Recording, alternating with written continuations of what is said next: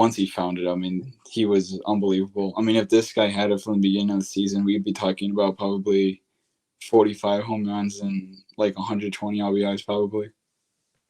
Yeah, I really should go look at his numbers and, kind of subtract the first couple months of the season and see really what he did, let's say from June to September. But yeah, I mean 105 OPS plus, that's slightly above league average, 31 home runs, still strikes out way too much, 171 strikeouts. But like you said, if you take away those 2 months, I think those numbers look a lot better. You're probably looking at an all-star level season for him. I don't know if I can go A plus, but I would go an A. I would say I would go an A. If you would have told me in spring training that he would hit 31 home runs and put up the season that he did, I would be very happy with that. So yeah, I would have to agree with you there. In terms of Spencer Torkelson for next year, do you think it's? I mean, I would just say, do you think it's all star or bust next year for him in 2024? Um, yeah, probably.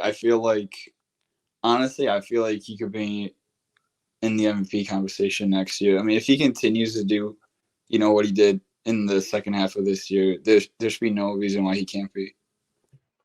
Yeah, I mean, that would be the Tigers haven't had an MVP level player since, I mean, I guess Miggy in 2016. I believe he finished top 10 in the MVP voting. Yeah, I don't think you can really ask for much more from Torkelson this year. Cut back on the strikeouts, and I mean he's good to go. I mean, for me, I think he is like you have like you say the young core of like Green, Carpenter, Torkelson. For me, he is clearly the number one guy on this team. I don't know if you agree with that, but I think he has the highest ceiling out of anybody on this Tigers team right now.